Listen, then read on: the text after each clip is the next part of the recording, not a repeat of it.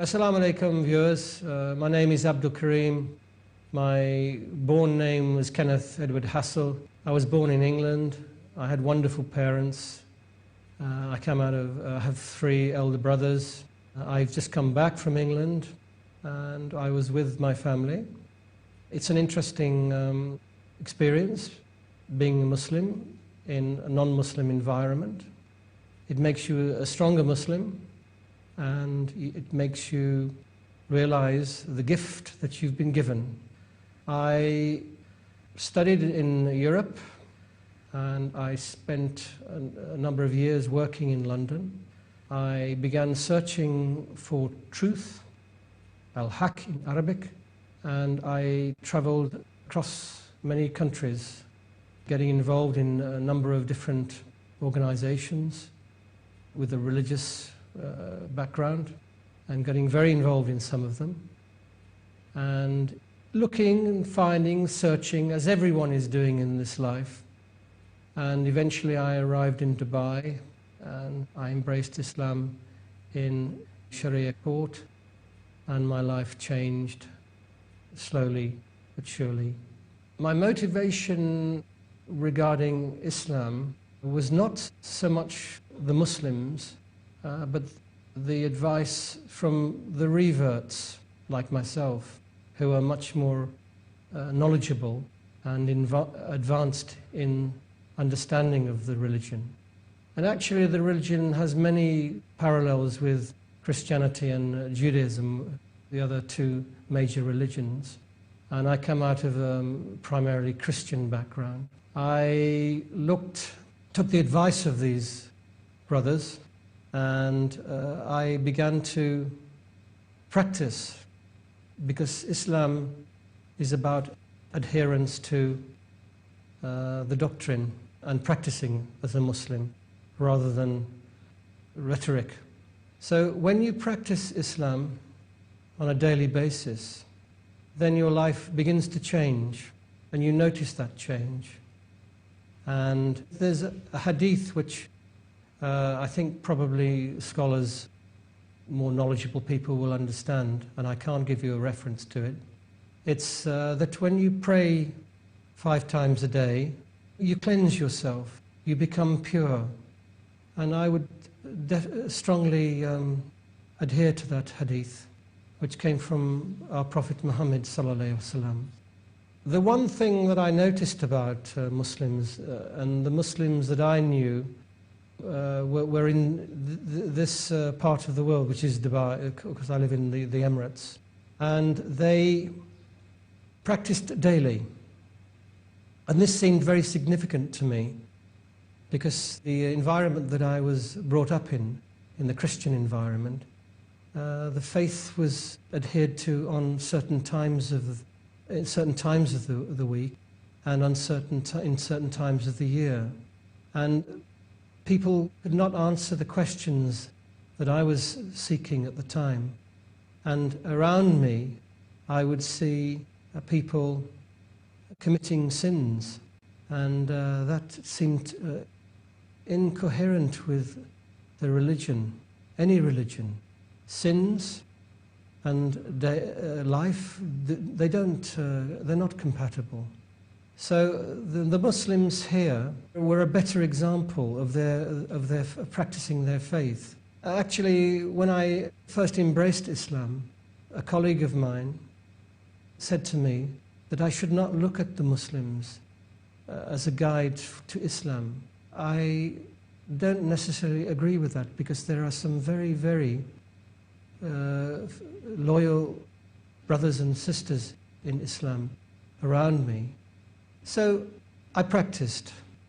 That's very, very important for any revert in any religion, is to practice the religion. And it's fundamental to the religion of Islam. Yes, I found, when I used to go back to visit my family in England, I had many discussions with them, and there's a huge amount of ignorance to the religion of Islam. This is the fundamental problem in the West. So my task was to enlighten people my family in particular, about the religion that I had embraced. And I went about this in a serious manner. I've just returned from England, and I have noticed that the ignorance has increased, and it's been fanned by very misguided propaganda machine that's operating. So, as a Muslim, a new Muslim, a revert, whatever you want to call us, I try to be a good example of the religion. Changes that I experienced were slow. The change comes slowly. It's not one day you're like this and then the next day you're like reborn. It's not like that at all. It's adherence, it's understanding, it's you make many mistakes. Allah subhanahu wa ta'ala, God as he's known in the West, he's all forgiving and all merciful. People should not forget this, and your mistakes are forgiven. I'm trying to be a good example of Islam to my family and the people I meet. Wherever I go, as a revert, it's a responsibility. You're a kind of advertisement for Islam. So whatever you do, whatever you say, is important. It's not to be taken lightly. This is the path of the path of truth, and it's a blessing to be on this path. And people should consider it very, very carefully. My family and friends in England are more interested now than ever in Islam. The events that have happened over the past decade have only increased people's awareness and interest in Islam.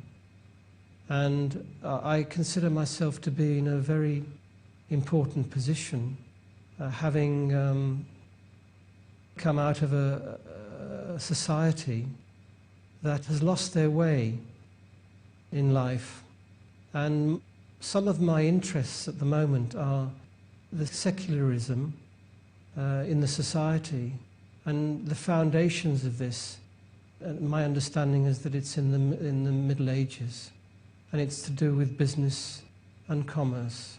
And there are issues in religion, in particular in the Christian religion, regarding such issues as alcohol and interest.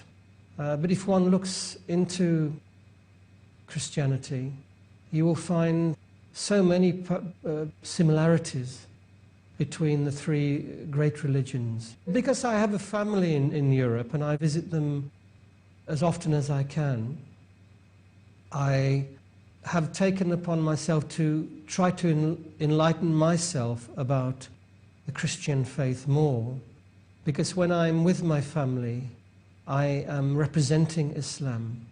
And there are so many similarities between the three great religions that I found actually quite remarkable on issues such as alcohol, interest on money, and something which I've just been involved with, which is a funeral of a family member. So if you look carefully into Christianity, you will see many clues to Islam as being the natural progression of the great religions, and one that you should really take very seriously. Because, as I mentioned, I have just returned from a funeral, and in Islam, funerals, signs that we must look at very carefully, that we are mortal in this life, and we should consider very carefully what we are doing in this life, and beyond the day-to-day activities that we get involved in.